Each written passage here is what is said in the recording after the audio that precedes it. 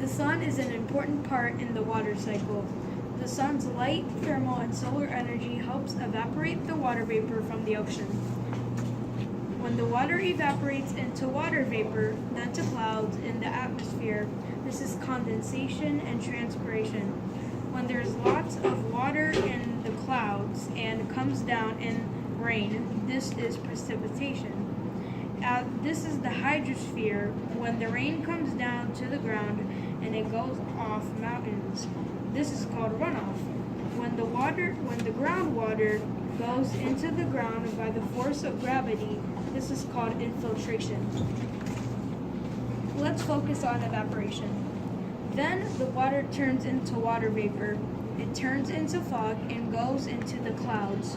This is because at the bottom, when the water gets of that hot air, it rises up into a gas.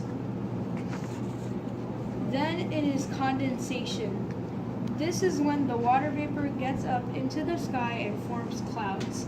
This can be what causes the cold front and the warm front. Condensation can happen on solid surfaces at any time.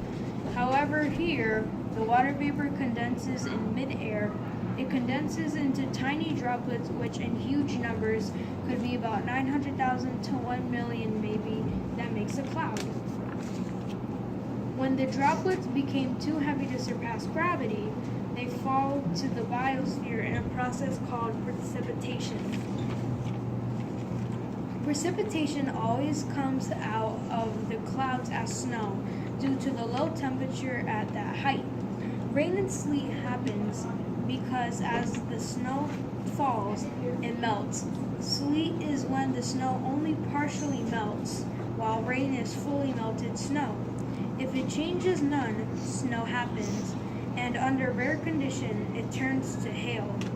When rain, snow, sleet, or hail reaches the ground, it can cause a runoff or seep into the ground as infiltration. All of this happens because of gravity. And thus ends the slideshow. This is Carmine Trico, the narrator, and we'll see you in another